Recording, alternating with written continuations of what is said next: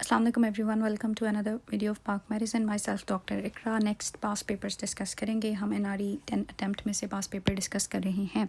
कोई क्वेश्चन, कोई क्यूरी, कोई चीज़ समझ ना आए तो प्लीज़ आप लोग मुझसे ग्रुप में मैसेज करके या इस वीडियो के नीचे कमेंट करके पूछ लिया करें। ओके, सो स्टार्ट करते। जॉन्डिस पेशेंट है, उसका एलिवेटेड कॉन्जुगेटेड बिलिरुबिन है with normal ALT, AST and ALP। अब ये कॉन्सेप्ट आप लोगों को पता होना चाहिए कि होता क्या है कि हमारे RBC जब ब्रेक डाउन होता है तो उसमें से हीमोग्लोबिन अलग हो जाता है और बाकी चीज़ें अलग। हीमोग्लोबिन जो है उसका ब्रेक डाउन प्रोडक्ट जो है वो हमारे पास प्रोड्यूस होता है एट द एंड बिलिरुबिन। अब ये जो बिलिरुबिन प्रोड्यूस होता है ये अनकॉन्जुगेटेड बिलिरुबिन होता है और इसने लिवर के पास जाना है और लिवर के अंदर in the presence of some enzyme, let suppose conjugation होती है और वो UDP ग्लूकोसाइल ट्रांसफरेज की प्रेजेंस में, और ये कॉन्जुगेटेड बिलिरुबिन जो है वो हेपेटिक डक्ट से होता हुआ कॉमन बाइल डक्ट में जाता है एंड कॉमन बाइल डक्ट से आपके इंटेस्टाइन्स में जाता है जहाँ पे ब्रेक डाउन होता है एंड देन फर्दर ये बॉडी से रिलीज़ होता है, कुछ रीअब्जॉर्ब होता है, कुछ किडनी की तरफ चला जाता है यूरोबिलिनोजन बन के और कुछ बिलिरुबिन बन के स्टूल में चला जाता है। तो ये जो अनकॉन्जुगेटेड बिलिरुबिन है जब ये कॉन्जुगेटेड में कन्वर्ट हो जाता है तो प्रॉब्लम कहाँ है? अगर तो प्रॉब्लम यहाँ है, RBC ज़्यादा टूट रहे हैं जैसे हीमोलिटिक एनीमिया है तो अनकॉन्जुगेटेड ज़्यादा होगा। अगर लिवर के एंजाइम ठीक काम नहीं कर रहे तो भी अनकॉन्जुगेटेड ज़्यादा होगा। लिवर के एंजाइम तो काम कर रहे हैं लेकिन यहाँ पे ट्रांसपोर्टर प्रोटीन काम नहीं कर रहे तो कॉन्जुगेटेड ज़्यादा होगा। और इसी तरह अगर ये जो आपकी कॉमन हेपेटिक डक्ट या बाइल डक्ट्स हैं ये ठीक काम नहीं कर रही तो भी कॉन्जुगेटेड ज़्यादा होगा। अब इस पेशेंट का कॉन्जुगेटेड बिलिरुबिन ज़्यादा है। कॉन्जुगेटेड बिलिरुबिन का मतलब है ना तो यहाँ पे प्रॉब्लम है ना यहाँ पे प्रॉब्लम है, कॉन्जुगेशन हो गई है। अब बिलिरुबिन यहाँ मौजूद है और यहाँ से उसकी एक्सक्रीशन ठीक से नहीं हो पा रही है। So there could be bile duct obstruction हो सकती है, क्योंकि अगर तो वायरल हेपेटाइटिस होता तो फिर लिवर के प्रॉब्लम होता, लिवर में मसला होता और ALT और AST भी रेज्ड होते। हीमोलिटिक एनीमिया में अनकॉन्जुगेटेड बिलिरुबिन ज़्यादा होता है और गिलबर्ट सिंड्रोम के अंदर भी UDP एंजाइम डिफेक्टिव होता है और अनकॉन्जुगेटेड बिलिरुबिन ही ज़्यादा होता है। क्योंकि अगेन बेटे ये MCQs डिस्कशन है, मैं आपका ज़्यादा टाइम नहीं लेना चाहती, ब्रीफ कॉन्सेप्ट तो देती हूँ बट फॉर डिटेल कॉन्सेप्ट आप मेरी वीडियोस देख सकते हैं या फिर हम कोई सेशन अरेंज कर सकते हैं आफ्टर म्यूचुअल डिस्कशन। तो there would be bile duct obstruction और समथिंग लाइक दैट। अगर बाइल डक्ट का वैसे प्रॉब्लम हो तो ALP भी रेज होता है, लेकिन यहाँ पे चलो उन्होंने ALP अगर नॉर्मल बता दिया तो बाकी कोई भी ऑप्शन सुटेड नहीं है। सो हीमोलिटिक एनीमिया के अंदर आपने याद रखना है अनकॉन्जुगेटेड बिलिरुबिन ज़्यादा होता है। अगर लिवर के लेवल पे प्रॉब्लम हो, डिपेंड की क्या प्रॉब्लम है या एंजाइम डेफिशिएंसी है, तो अनकॉन्जुगेटेड बिलिरुबिन या कॉन्जुगेटेड बिलिरुबिन रेज्ड हो सकते हैं। लेकिन लिवर से आगे जाके प्रॉब्लम हो, bile duct, common hepatic duct, blah blah blah blah, post hepatic problem होगा तो अनकॉन्जुगेटेड बिलिरुबिन जो है वो ज़्यादा होगा। ठीक है, अच्छा, एक्यूट COPD एक्जर्वेशन है with hypoxaemia and carbon dioxide retention. Targeted oxygen कितनी है? एक नॉर्मल पेशेंट के अंदर टारगेटेड ऑक्सीजन जो है वो 92 से लेके 94% तक होती है, लेकिन COPD में 88 से 92 तक होती है। ये कॉन्सेप्ट बहुत इंपॉर्टेंट है, हर लेवल पे टेस्ट किया जाता है, ये आपको आना चाहिए। After a minor forehead injury एक वुमन को एनोस्मिया हो गया। एनोस्मिया का क्या मतलब होता है? लॉस ऑफ स्मेल सेंसेशन, यानी कि उसको कुछ भी सेंसेशन नहीं आ रही, वो कुछ भी उसको किसी चीज़ की स्मेल नहीं आ रही, जैसे कोविड में भी होता था। और स्मेल के लिए जो रिस्पॉन्सिबल होती है वो हमारे पास ऑल्फैक्टरी नर्व होती है जो आपकी फर्स्ट क्रेनियल नर्व है। And there is intermittent watery nasal discharge, which site of injury best explain these finding. ये फाइंडिंग्स जो हैं कौन सी इंजरी एक्सप्लेन करी है? So this is cribriform plate of ethmoid. Yes, क्योंकि इंटीरियर क्रेनियल फोसा नहीं, मिडल भी नहीं और नेजल सेप्टम भी नहीं, क्योंकि जो cribriform plate of ethmoid है इसके साइनस में से ऑल्फैक्टरी नर्व गुजरती है। अगर इसकी इंजरी होगी तो ऑल्फैक्टरी नर्व डैमेज हो जाएगी और ऑल्फैक्टरी नर्व डैमेज होगी तो एनओस्मिया होगा जो कि लॉस ऑफ स्मेल सेंसेशन है। Which of the following is an absolute indication for surgery? This is indication, not contraindication. Obviously, whenever there is bowel obstruction, तो patient को बहुत ज़्यादा abdominal distension, pain, rigid abdomen के साथ आएगा, क्योंकि Crohn disease के अंदर बार बार जो हैं वो फेस्ट्यूलास बने होते हैं और उन फेस्ट्यूलास के बाद ऑब्स्ट्रक्शन हो सकती है। तो इस ऑब्स्ट्रक्शन को रिलीव करने के लिए इमीडिएटली आपको सर्जरी करनी पड़ती है। फेस्ट्यूलास जो हैं उनको अगर इन एनो हैं सिर्फ तो वो मेडिकली मैनेज हो सकते हैं, लेकिन अगर वो ऑब्स्ट्रक्शन में चले जाएं तो फिर वो सर्जरी ही करनी पड़ती है। सेक्युलराइजिंग कोलेंजाइटिस नहीं एंड पायोडोमा भी मेडिकली मैनेज हो जाता है। Hyper cortisolism with elevated ACTH। अब आपका कॉर्टिसोल जब ज़्यादा है तो इसको हाइपर कॉर्टिसोलिज्म कहते हैं। कॉर्टिसोल जब ज़्यादा होता है, नंबर 1 इसकी डिफरेंट स्क्रीनिंग मोडालिटीज़ हैं। अगेन मैंने फर्स्ट एड की एंडो की वीडियो में बहुत अच्छा ये सब एक्सप्लेन किया हुआ है।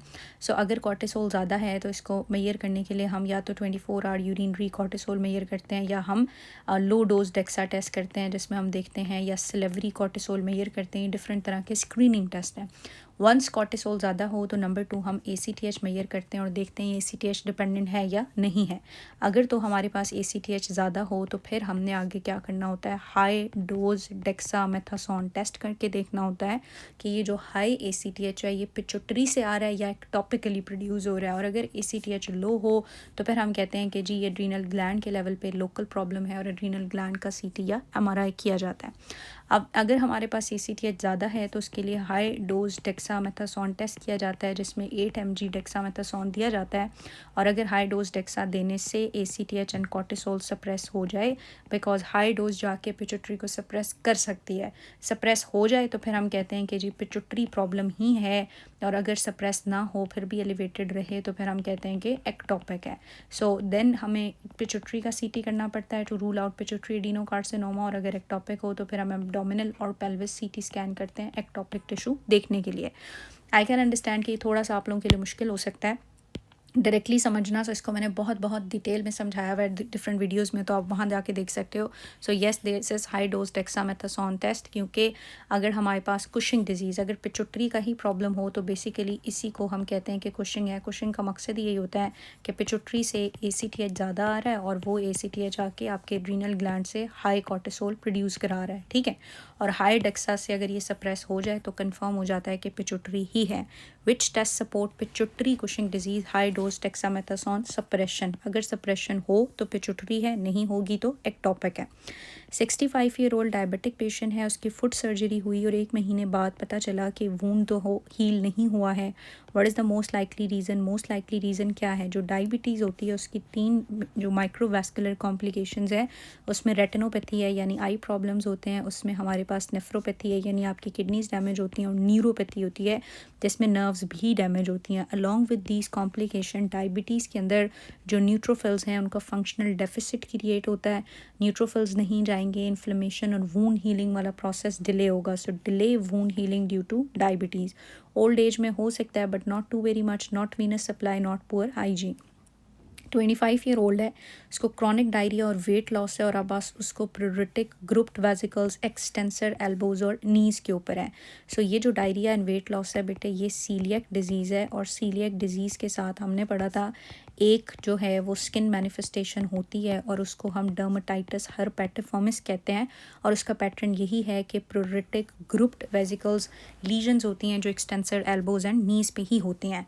बायोप्सी ने IgA भी डर्मल पैपिलाई में शो कर दिया है। Most likely this is dermatitis herpetiformis due to celiac disease, not atopic dermatitis, because atopic तो एलर्जी होती है, उसका वेट लॉस या डायरिया के साथ कोई ताल्लुक नहीं है। सोरियासिस के अंदर scaly demarcated white scaly patches होते हैं, और हर्पेस सिम्प्लेक्स में तो बहुत ही पेनफुल लीजन्स होती हैं। Which of the following is the main therapeutic role of dextromethorphan when prescribed clinically? ये बेसिकली आपने याद रखना है एंटीटसिव है। एंटीटसिव्स जो हैं वो एजेंट्स होते हैं जो कि आपने क्रॉनिक कफ के लिए देने होते हैं और ये कॉमनली प्रेस्क्राइब किया जाता है। So yes this is antitussives. Analgesics pain killer होती हैं, सो ये पेन किलर नहीं है। एंटीहिस्टामिनिक जो हैं वो हम एलर्जिक रिएक्शन में यूज़ करते हैं, जो हमारे पास जाके हिस्टामिन रिसेप्टर्स को ब्लॉक करती हैं, जिसमें हमारे पास साइमिटिडीन, रेनिटिडीन, फॉर्मिटिडीन वगैरह आती हैं, और एक्सपेक्टोरेंट भी ये नहीं है। During disaster triage after an earthquake, एक पेशेंट जिसको माइनर सुपरफिशियल इंजरीज़ हैं and he is able to walk, minor injuries हैं, वॉक कर सकता है, यानी कि ये पेशेंट बिल्कुल स्टेबल है। तो कलर कोडिंग क्या है? अब कलर कोडिंग आपने याद रखना है, हमारे पास ब्लैक का मतलब होता है या तो डिजीज़ है, पेशेंट मर चुका है, या वो इतना सिवियरली इंजर्ड है यानी कि उसको फ्रैक्चर भी हैं, ब्लीड भी कर रहा है, बहुत प्रॉब्लम्स हैं कि अगर उसको बचाने की कोशिश भी की जाए तो नहीं बचाया जा सकता।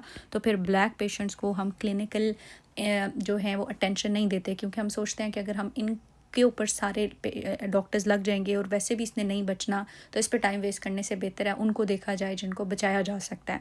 तो ब्लैक वाले जो हैं वो बहुत सिवियरली इंजर्ड होते हैं, जहाँ पे वो उनकी इंजरीज कंपैटिबल विद लाइफ नहीं होती या फिर वो ऑलरेडी डिजीज्ड होते हैं। उसके बाद हमारे पास रेड में वो होते हैं जो कि बहुत ज़्यादा सवेयरली इंजर्ड होते हैं, लेकिन उनकी इंजरीज़ अगर इंटरवीन किया जाए तो कंपैटिबल विद लाइफ है। लेट्स सपोज कोई ब्रेन इंजरी हो गई, ब्रेन ब्लीड कर रहा है, लेकिन एक ही सर्जरी से ये पेशेंट बचाया जा सकता है, ठीक है। सो ये लाइफ थ्रेटनिंग इंजरीज़ हैं बट कंपैटिबल विद लाइफ हैं, सो इनको सारी अटेंशन दी जाती है। ग्रीन के अंदर जो हैं, सॉरी येलो के अंदर वो पेशेंट्स होते हैं जो कि इंजर्ड तो होते हैं लेकिन इनकी सवेयरली इंजर्ड होते हैं, लेकिन इतना ज़्यादा मसला नहीं होता कि अगर फ़ौरन ट्रीटमेंट ना दिया गया तो ये मर जाएंगे, मतलब दे कैन वेट एंड थोड़ी देर बाद जब इमरजेंसी टल जाएगी तो फिर हम इनको देखेंगे। और फिर हमारे पास लास्ट ग्रीन बच जाता है। तो ग्रीन वो होते हैं जिनको माइनर इंजरीज़ होती हैं और वो बिल्कुल स्टेबल होते हैं। सो येस, ये जो माइनर इंजरीज़ हैं और स्टेबल होगा ये ग्रीन है। रेड सवेयरली इंजर्ड होते हैं, येलो भी इंजर्ड होते हैं बट दे कैन वेट, और ब्लैक वालों को तो देखते ही नहीं हैं। डबल जे स्टंट रूटीनली कहाँ यूज़ किया जाता है? ये एक ऐसा स्टंट होता है जिसका एक पोर्शन जो है वो आप पेल्विस के अंदर रखते हो और एक नीचे गॉल ब्लैडर के अंदर, ताकि आप यूरीटर आपका जो है वो खुला रहे, उसकी पेटेंसी जो है वो मेंटेन रहे आफ्टर सम स्टोन रिमूवल। सो यूरिट्रोस्कोपी में ये यूज़ किया जाता है, not neurology, not cardiology, not gastro में। एक डायबिटिक पेशेंट है और उसकी एबीजीज ये हैं कि उसकी पीएच 7.2 है यानी कम है, उसकी जो बाइकार्बोनेट्स हैं वो भी क्या हैं, कम है, और उसका जो कार्बन डाइऑक्साइड है वो भी कम है। डायबिटिक पेशेंट में वैसे भी एसिडोसिस होती है और कौन सी, मेटाबॉलिक एसिडोसिस होती है, और अगर सारी की सारी चीज़ें एक ही डायरेक्शन में मूव कर रही हों दैट इज़ यूजुअली मेटाबॉलिक, क्योंकि रेस्पिरेटरी में ऑपोजिट होती हैं। सो दिस इज़ मेटाबॉलिक एसिडोसिस। एक यंग पेशेंट डीके के साथ आया, हाइपोटेंसिव और टैकीकार्डिक था। फ़ौरन से हमने क्या देना होता है डीके में? आपने फ़ौरन से आईवी 0.9% नॉर्मल से लाइन देना होता है, और साथ ही आपने इंसुलिन इन्फ्यूजन स्टार्ट करनी होती है। इंसुलिन 0.1 यूनिट जो है वो पर केजी के हिसाब से हम देंगे। सो सेलाइन देंगे और उसके साथ इंसुलिन देंगे, not 0.25 insulin, not dextrose, not Ringer lactate. In patient with Down syndrome कौन सा हार्ट डिफेक्ट होता है? इसमें एट्रोवेंट्रिकुलर सेप्टल डिफेक्ट होते हैं, ये आपने याद रखना है, ये एक इंपॉर्टेंट क्वेश्चन है। Not AST, not contraction of aorta, not PDA. एक हिप फ्रैक्चर पेशेंट है, पोस्ट ऑपरेटिवली इमोबाइल है। अब जब ये पोस्ट ऑपरेटिवली इमोबाइल है तो इसमें थ्रोम्बोसिस और एम्बोलिज्म का जो रिस्क है, थ्रोम्बस फॉर्मेशन का एंड देन एम्बोलिज्म का, वो क्वाइट हाई होता है। तो हम क्या करते हैं कि प्रोफिलेक्टिकली हम इनको एंटीकोएगुलेंट देना शुरू कर देते हैं। और जो most important veno thrombo embolism prophylaxis अब दी जा रही है वो लो मोलिकुलर वेट हैपनिन है, क्योंकि एस्पिरिन तो उसका कोई फ़ायदा नहीं है, वॉरफरिन नहीं हम देंगे क्योंकि उसमें फिर मॉनिटरिंग करनी पड़ती है, आईएनआर की, ब्लीडिंग रिस्क ज़्यादा होता है। So preferable low molecular weight heparin है। और कोई प्रोफिलैक्सिस भी नहीं करेंगे, ऑप्शन नहीं है, क्योंकि हाई रिस्क सर्जरी और पेशेंट इमोबाइल है। तो हमें वैसे भी ऑर्थोपीडिक सर्जरीज़ के बाद, बोन्स की, मेजर बोन्स की सर्जरीज़ के बाद देनी पड़ती है। So low molecular weight heparin is preferable. एक लो वेल स्कोर पेशेंट है और हमें लग रहा है डीवीटी है। अब जब आपको लग रहा है ना डीवीटी है, यानी पेशेंट आएगा शॉर्टनेस ऑफ ब्रेथ और हाइपरटेंशन के साथ विद इमोबाइल हिस्ट्री और प्रेगनेंसी और लॉन्ग फ्लाइट के बाद आ रहा है, उसको डिस्निया हो रहा है, शॉर्टनेस ऑफ ब्रेथ हो रही है और हाइपरटेंशन है, तो आप सोचते हो कि ये पल्मोनरी एम्बोलिज्म या डीवीटी का केस है। सो आपने जल्दी से उसका वेल स्कोर काउंट करना है। वेल स्कोर आपने जाके गूगल पे देखना है कैसे काउंट होता है। अगर वेल स्कोर 4 से ज़्यादा हो तो डायरेक्टली हम सीटी पल्मोनरी एंजियोग्राफी करते हैं, जो कि गोल्ड स्टैंडर्ड इन्वेस्टिगेशन है फॉर पल्मोनरी एम्बोलिज्म। लेकिन अगर वेल स्कोर हमारा 4 से कम होगा तो फिर नेक्स्ट प्रोटोकॉल के मुताबिक हम डी डाइमर करते हैं। अगर डी डाइमर हमारा रेस्ड आएगा तो फिर हम CTPA करेंगे, और अगर डी डाइमर हमारा रेस्ड नहीं आएगा तो फिर हमने CTPA नहीं करना। ये प्रोटोकॉल है। So patient with low well score, अगर वेल स्कोर कम है तो मैंने आपको बता दिया कि आप क्या करोगे, डी डाइमर पहले चेक करोगे। Which of the following is more prevalent lipid pattern in patient with diabetes? तो डायबिटीज़ मेलाइटिस के अंदर हम देखते हैं हाइपर ट्राइग्लाइसेमीमिया होता है, टैग ज़्यादा होता है, और जो आपका बैड कोलेस्ट्रोल है यानी LDL है वो ज़्यादा होता है, वाइल जो आपका गुड कोलेस्ट्रोल है HDL है वो कम होता है। So there would be high LDL, high tag and low LDL। So ये आपने याद रखना है। एक कन्वल्सिंग प्रेग्नेंट वुमेन है 36 वीक्स के ऊपर। सो 36 वीक्स के ऊपर अगर एक वुमेन को कन्वर्जन्स हो रही हैं या सीजर्स हो रहे हैं तो इस कंडीशन को हम क्या कहते हैं, प्री इक्लम्शिया कहते हैं, सॉरी इक्लम्शिया कहते हैं हम इसको। और इक्लम्शिया जो है उसके अंदर मेन ट्रीटमेंट आपने आपने मैग्नीशियम सल्फेट देना होगा, और नंबर 2 वंस पेशेंट स्टेबल हो जाए तो आप डिलीवरी जो है वो करा लेते हो, ठीक है। सो मैग्नीशियम सल्फेट हमने इमीडिएटली देना होता है ईक्लम्शिया में। Any pregnant women with seizure late partum में आ रही है आपके पास, तो फिर हमने मैग्नीशियम सल्फेट देना है, not diazepam, not phenytoin, not thiamine. 34-year-old primigravida है, 10 वीक्स के ऊपर विजाइनल ब्लीडिंग हो रही है, राइट लोअर एब्डोमिनल पेन है। So vaginal bleeding and lower abdominal pain with 6 weeks of और 10 weeks of amenorrhoea, this is ectopic pregnancy. Ultrasound पे 3 centimetre ectopic gestational मास है जिसकी कार्डिक एक्टिविटी भी नहीं है।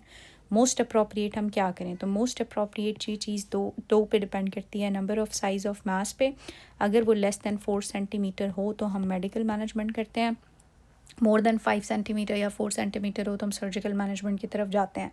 नंबर 2 डिपेंड करता है कि हमारी पेशेंट जो है वो स्टेबल है या नहीं है। अगर तो पेशेंट स्टेबल है और उसका साइज़ कम है तो we can go for medical management और we can go for laparoscopic surgery. अगर पेशेंट अनस्टेबल हुई और बीटा HCG बहुत ज़्यादा हुआ, बीटा HCG भी मेजर करते हैं, मोर देन 5000 यूनिट, और मास का साइज़ भी ज़्यादा हुआ, तो फिर हमें क्या करना पड़ेगा, लेप्रोटमी करनी पड़ेगी।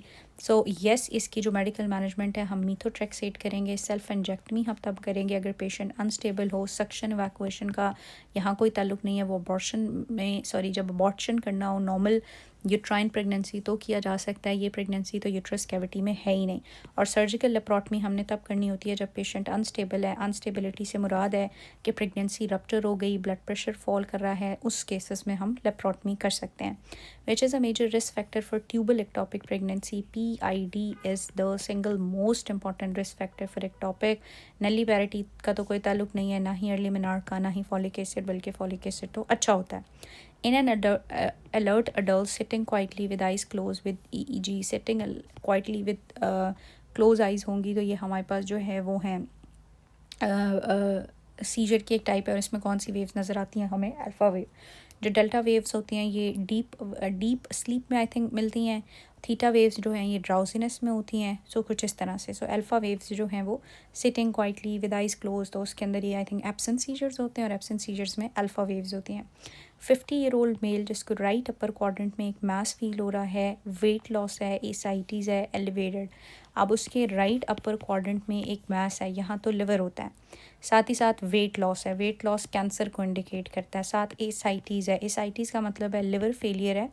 लिवर जब फेल हो गया तो उसने इंपॉर्टेंट प्रोटीन एल्ब्यूमिन बनाना कम कर दिया, एल्ब्यूमिन कम हुआ तो आपका जो हमारे पास ऑनकॉटिक प्रेशर मेंटेन हुआ था वो कम हो गया और फ्लूइड सारा लीक हो गया, जिसकी वजह से एसाइटीज़ हो रही है, ठीक है। Elevated alpha fetoprotein. Alpha fetoprotein is a marker for liver cancer. So most likely yes, this is hepatocellular cancer. Cirrhosis में वेट लॉस और अल्फ़ा फीटोप्रोटीन रेस नहीं होगा। प्राइमरी बिलरी सिरोसिस जो है वो हमने कहा था कि बाइल डक्ट का प्रॉब्लम होता है, लेकिन ये मिडिल एज फीमेल्स में होता है, नॉट मेल्स के अंदर। और जो मेटास्टैटिक कार्सिनोमा है वो भी नहीं, क्योंकि स्पेसिफिकली इसमें अल्फ़ा फीटोप्रोटीन रेस्ड है, एसाइटीज़ है, तो लिवर हो सकता है। मेटास्टैटिक तब होता है जब साथ में एक बॉडी में किसी और हिस्से के कैंसर के भी फीचर्स होते हैं, लाइक कफ होती, लंग्स, ये वो किसी और जगह का। अ pregnant women has vaginal bleeding, open cervix, ultrasound shows without, ये जो फीटल हार्ट एक्टिविटी नहीं है ये मिसकैरेज होता है वैसे तो, लेकिन इसको ब्लीडिंग भी हो रही है और इसका सर्विक्स जो है वो भी ओपन है। अब सर्विक्स अगर ओपन है तो इसका मतलब है ये बच्चे की फीटल कार्डिक एक्टिविटी भी नहीं है, तो इसने सारे का सारा वैसे ही इवैक्यूएट हो जाना है, ये इनएविटेबल मिसकैरेज होगा। What is the next best step of management? So yes, चूँकि सर्विक्स ओपन है तो इन्फेक्शन अंदर जा सकता है, तो हम इसको खुद ही जल्दी से इवैक्यूएट करेंगे। एक्सपेक्टेंट हम नहीं छोड़ सकते, अगर तो सर्विक्स क्लोज होता और हम अल्ट्रासाउंड करते और फीटल कार्डिक एक्टिविटी ना होती तो हम एक्सपेक्टेंट मैनेजमेंट पे छोड़ देते कि खुद ही अबॉर्ट हो जाएगा।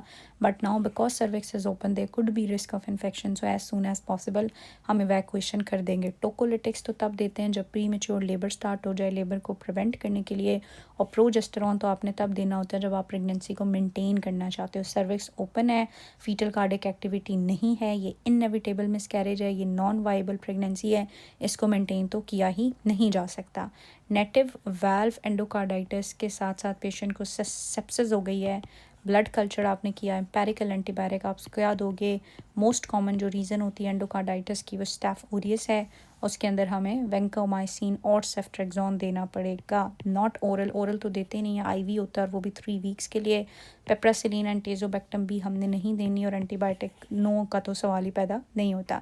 विच micro organism is frequent cause of acute infective endocarditis? Acute infective staph aureus की वजह से होता है। स्ट्रेप विरिडन जो है या एपिडर्माइडिस, स्टेप विरिडन जो है वो सब एक्यूट केसेस के लिए रिस्पॉन्सिबल होता है। और ये हमारे पास जो है वो आई थिंक वेल्स जो होती हैं, वेल्स अगर पता नहीं मुझे थोड़ा सा वो हो गया है कन्फ्यूजन इसके अंदर, अभी हम नीचे जाके वैसे देख लेंगे। नीचे अच्छा एक बात ये भी है कि सारे क्वेश्चंस के बाद अगर आप नीचे जाके देखोगे तो यहाँ बहुत अच्छी डिटेल एक्सप्लेनेशन दी हुई है कि कोई चीज़ क्यों है और क्यों नहीं है। तो आपको कोई मेरी बात समझ नहीं आती या मोर डिटेल समझना चाहते हो तो आप यहाँ नीचे आके बेटे इसकी एक्सप्लेनेशन भी पढ़ सकते हो। तो क्वेश्चन नंबर 74 हम देख रहे हैं, तो हम इसकी एक्सप्लेनेशन भी देख लेते हैं कि आपका जो स्टेप विरिडन है वो सब एक्यूट एंडोकार्डाइटिस करता है, और स्टेप एपिडर्माइडिस जो है वो प्रोस्थेटिक वाल्व एंडोकार्डाइटिस करता है। नेटिव वाल्व नहीं, प्रोस्थेटिक, यानी आपने बाहर से वाल्व रिप्लेस कराई हुई है, तो उसमें जो मोस्ट कॉमन रिस्पॉन्सिबल होगा वो एपिडर्माइडिस होगा। लेकिन नेटिव वाल्व में जो ओवरऑल रिस्पॉन्सिबल होता है वो स्टेफ ओरियस होता है, और उसके लिए हम वेंको और सेफ्ट्रेक्सोन ही देते हैं। चलिए सॉरी, आपका सर घुमा दिया होगा मैंने ये इतनी ज़्यादा मूवमेंट करके। Okay, after head trauma young man briefly regain consciousness and then rapidly deteriorate. अच्छा, पेशेंट जो है वो कॉन्शियसनेस लॉस करता है, ठीक है, फिर वो दोबारा से होश में आ जाता है और फिर वो दोबारा से कॉन्शियसनेस लॉस कर देता है। तो इस पीरियड को हम ल्यूसिड इंटरवल कहते हैं, और ल्यूसिड इंटरवल एपिड्यूरल हीमाटोमा में देखा जाता है। एक केस था कि एक बच्चा फुटबॉल मैच खेल रहे थे, उसको बॉल लगी सर की साइड पे, वो गिरा, बेहोश हो गया। चंद ही सेकंड बाद वो दोबारा होश में आ गया और वो फिर खेलने लगे, वो फिर बेहोश हो गया एंड देन ही डाइड, ठीक है। तो ये ल्यूसिड इंटरवल होता है जिसमें loss of consciousness, then regain consciousness, and then again loss of consciousness है। So yes, this is epidural hematoma। Subdural का chronic पैटर्न होता है मोस्टली। सबएराकिनॉइड में वर्स्ट लाइफ थ्रेटनिंग हेरिक होता है लाइफ का, और स्कैल्प हीमाटोमा में भी ऐसा कुछ नहीं है। Which forms the posterior boundary of Winslow foramen? अब जो विंसलो फोरामेन है उसकी 4 बाउंड्रीज होती हैं, पोस्टीरियर, एंटीरियर, सुपीरियर और इन्फीरियर। जो उसकी पोस्टीरियर बाउंड्री है वो इन्फीरियर वेना कैवा से बनती है। जो इन्फीरियर बाउंड्री है वहाँ पे हेपेटोड्यूडेनल लिगामेंट होता है, जिसके अंदर 3 चीज़ें होती हैं हमारे पास, पोर्टल वेन होती है, हेपेटिक आर्टरी होती है और बाइल डक्ट होती है, ठीक है। सुपीरियर जो है वो हमारे पास क्वाड्रेट लोब ऑफ लिवर बनाता है, और इन्फीरियर बाउंड्री उसकी ड्यूडेनम से बनती है। तो ये भी बेटे बहुत इंपॉर्टेंट है, ये बाउंड्रीज आपको पता होनी चाहिए। सो अब इस पेपर में उन्होंने पोस्टीरियर पूछी हुई है, लेकिन आपका जो एग्ज़ाम आने वाला है शायद वो उसमें इंटीरियर पूछ लें, इन्फीरियर पूछ लें। इंटीरियर भी इंपॉर्टेंट है क्योंकि वो हिपेटो ड्यूडेनिक लिगामेंट से बनती है। सो पोस्टीरियर बाउंड्री बनेगी इन्फीरियर वेना कैवा से, बाकी मैंने आपको एक्सप्लेन कर दी। For precise T&N assessment in oesophageal cancer, TNM staging के लिए कौन सी इन्वेस्टिगेशन मोस्ट इंपॉर्टेंट होती है?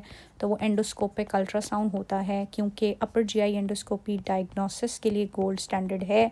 लेकिन स्टेजिंग के लिए अगर हम देखेंगे तो स्टेजिंग के लिए एंडोस्कोपिक अल्ट्रासोनोग्राफी है। CT के लिए भी हम जो है वो मेट्स देख सकते हैं, लेकिन प्रॉपर TNM स्टेजिंग वॉल में वो कितना स्प्रेड हो रहा है ये वगैरह देखने के लिए endoscopic ultrasonography is very important. And again endoscopy दिया हुआ है which is for diagnosis, so your answer would be this।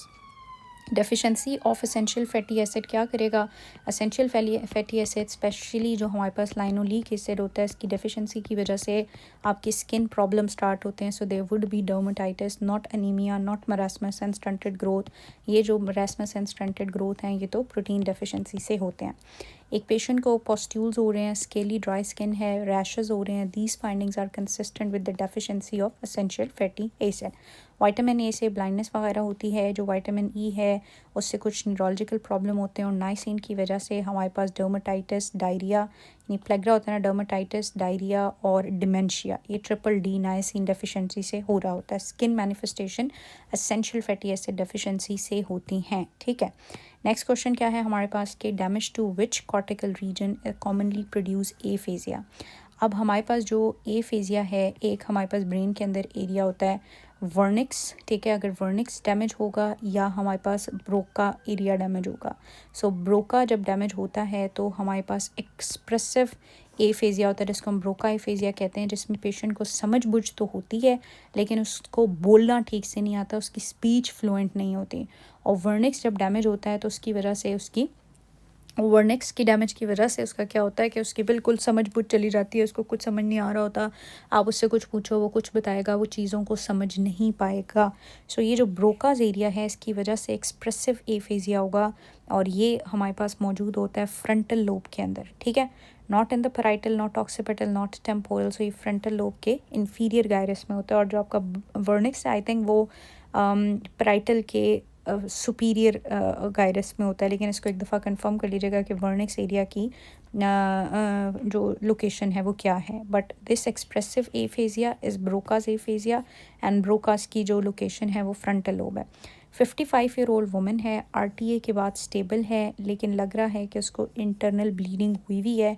What is the initial, अब जब भी एब्डोमिनल ट्रोमा हो तो उसमें इनिशियल इन्वेस्टिगेशन पूछी जाए या मोस्ट डेफिनेटिव पूछी हुई है, यह आपने देखना है। इनिशियली हम फास्ट स्कैन करते हैं और अगर डेफिनेटिव पूछी जाए तो फिर हमने सीटी स्कैन करना है। So initially will go for fast, CT scan definitive है, डॉपलर और डायग्नोस्टिक लेप्रोटमी पेट खोल के तो हम नहीं बैठेंगे। एक यंग वुमन है, उसको फीमर का फ्रैक्चर हुआ, उसके बाद डिस्निया, कन्फ्यूजन, रैशेस होना शुरू हो गए विदिन 48 आवर्स। तो सर्जरी के बाद उसको विदिन 48 आवर्स ये जो डिस्निया स्टार्ट हो गया है, ये इंडिकेट कर रहा है थ्रोम्बोसिस को और एम्बोलिज्म को, और within 48 hours of orthopaedic surgeries होती है वो फैट एम्बोलिज्म है। 7 to 10 डेज़ के बाद होगी तो फिर वो हमारे पास पल्मनरी एम्बोलिज्म होगी। So this is fat embolism, not pulmonary, not respiratory distress syndrome, not DVT. So ये डीवीटी एंड पल्मनरी M7 से 10 डेज़ के बाद होती है, और उसमें रैश भी टिपिकली नहीं होता। In the fibroadenoma of breast, मैंने आपको कल बताया था अपर आउटर क्वाड्रेंट में मूवेबल मास होता है जिसको ब्रेस्ट माउस भी कहते हैं। सो ये मूवेबल मास मोस्टली फाइब्रोएडिनोमा, ये जो फाइब्रोएडिनोमा है इसमें दोनों कंपोनेंट होते हैं, ग्लैंडुलर भी और स्ट्रोमल प्रोलिफरेशन भी, but most prominent is stromal proliferation. So which component predominantly proliferate, stromal growth, ductal epithelial hyperplasia, lobular acinar growth और glandular growth। ग्लैंडुलर और स्ट्रोमल कंपोनेंट होते हैं बट स्ट्रोमल प्रोलिफरेशन बहुत प्रोमिनेंट होती है। Under standard fingerprint classification, which ridge pattern is most prevalent? Loop is most prevalent, second is whorl, and the least one is arc. Okay. In patient with malignancy develop atraumatic, अब आपने यहाँ पे ये जो gas gangrene है इसमें दो बातें समझनी है। अगर तो ये atraumatic गैस गैंग्रीन हो और एसोसिएटेड हो विद सम अंडरलाइंग मैलिग्नेंसी, तो ये हमारे पास होती है क्लोस्ट्रीडियम सेप्टिकम की वजह से, इसकी वजह से। और अगर तो ये gas gangrene traumatic gas gangrene हो विद नो अंडरलाइंग मैलिग्नेंसी और हमारे पास जो है वो क्रेपिटस प्रोमिनेंट हो, तो ओवरऑल मोस्ट कॉमनली ये क्लोस्ट्रीडियम परफंजे की वजह से होती है, ठीक है।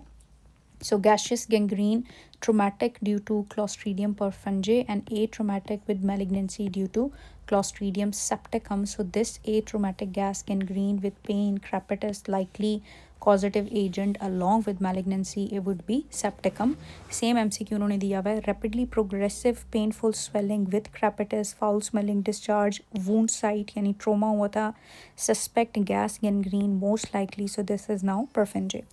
5 ईयर ओल्ड है, उसने डाइज़ेपाम टैबलेट ले ली और गैस्ट्रिक लिवाज चाहिए। गैस्ट्रिक लिवाज के लिए जो बेस्ट पोजीशन होती है वो लेफ़्ट लेटरल डीक्यूबिटस होती है, क्योंकि इसमें ग्रेविटी की वजह से सारा जो कंशन है वो एक्यूमुलेट हो जाएगा फंडस वगैरह की तरफ और उसका रिमूवल आसान हो जाएगा। What is the most appropriate to diagnose gestational diabetes? Gestational diabetes के लिए ओरल ग्लूकोज टॉलरेंस टेस्ट करते हैं जिसमें उसको 75 ग्राम ग्लूकोज शरबत काइंड ऑफ पिला देते हैं, एंड देन फिर 2 आवर्स के बाद ग्लूकोज रीडिंग लेके देखा जाता है। So oral glucose test tolerance test is important and diagnostic for gestational diabetes. Gestational diabetes कौन सी डायबिटीज़ है? जो प्रेगनेंसी में डायबिटीज़ हुई हुई होती है, ठीक है। उसके बाद नेक्स्ट अगर हम देखेंगे तो हमारे पास क्या है कि एक पेशेंट है आया है और उसको क्या हो रहा है, गाउट है, ठीक है। अब गाउट के अंदर बेटे दो चीज़ें होती हैं, अगर तो फ्लेयर हो तो ज़ाहिर है पेशेंट को बहुत ज़्यादा पेन है और इन्फ्लेमेशन है, तो उस इन्फ्लेमेशन को कम करने के लिए हम एनसेड्स देंगे। और अगर क्रॉनिक है और हम रूट कॉज को ट्रीट करना चाहते हैं तो हम चाहेंगे कि उसमें यूरिक एसिड की प्रोडक्शन कम हो। यूरिक एसिड की प्रोडक्शन को कम करने के लिए एलोप्यूरिनॉल हम उसको देंगे। So first line pharmacological therapy for acute flare के लिए हम एनसेड देते हैं, एंडोमेथासिन, एलोप्यूरिनॉल डेफिनेटिव है, प्रोबेनिसिड तो नहीं देंगे और एस्प्रिन का भी कोई ताल्लुक नहीं है। एक पेशेंट जिसको प्रोग्रेसिव वीकनेस और डिफ़िकल्टी इन ब्रीदिंग हो रही है 1 वीक आफ्टर गैस्ट्रोएंटराइटिस इन्फेक्शन, कोई भी बाउल इन्फेक्शन हुआ और उसके बाद बॉडी के अंदर प्रोग्रेसिव असेंडिंग वीकनेस और पैरालिसिस अगर स्टार्ट हो जाए तो इसको हम लोग GBS कहते हैं, गुलियन बारे सिंड्रोम, और इसका मेन ट्रीटमेंट IV इम्यूनोग्लोबुलिन ही होता है। So we will start with IV immunoglobulin, not methyl prednisolone, not antibiotic, not oral prednisolone. Standard triple therapy H. Pylori के लिए क्या है? ये हमारे पास कैप थेरेपी होती है, clarithromycin, amoxicillin and some PPI। So PPI, clarithro and amoxicillin, यही H. Pylori की ट्रिपल थेरेपी है। PPI मेट्रोनिडाजोल नहीं, अगर पेशेंट एलर्जिक हो ना पेंसिलिन से तो एमॉक्सिसिलिन की जगह पर CMP आ जाता है, clarithro, metronidazole and PPI। So amoxicillin and metro भी नहीं और PPI भी नहीं। ट्रिपल थेरेपी का क्या मतलब है? 3 ड्रग्स होंगी। 32 ईयर ओल्ड है, उसको साइक्लिक हैवी ब्लीडिंग हो रही है और वो कॉन्ट्रासेप्शन चाहती है। बेस्ट ट्रीटमेंट जो ब्लीडिंग के साथ साथ कॉन्ट्रासेप्शन भी देगा। सो जो बेस्ट फर्स्ट लाइन होता है वो इंट्रा यूट्राइन सिस्टम होता है, जिसमें हमारे पास जो है वो मायरीना आती है। ठीक है, तो फर्स्ट लाइन हमेशा आपने याद रखना है, ये है। अगर ये ना हो तो फिर सेकेंडली COCPs हैं। तो इन ऑप्शन के अंदर COCP है, POP नहीं। इंट्रा यूट्राइन डिवाइस के अंदर कॉपर IUD आती है और कॉपर IUD हमारे पास ब्लीडिंग को कंट्रोल नहीं करती है और डायाफ्राम भी नहीं, तो जो बच जाती है वो COCP है। लेकिन मोस्ट इम्पॉर्टेंट जो है वो मायरीना है। अगर मायरीना की ऑप्शन नहीं होगी तो फिर नंबर 2 आपने क्या सेलेक्ट कर लेना है? COCP सेलेक्ट करना है। ठीक है, अच्छा, उसके बाद नेक्स्ट अगर हम देखेंगे तो हमारे पास क्या है? ओके, नेक्स्ट है कि which is the typical mode of inheritance of haemophilia A and B?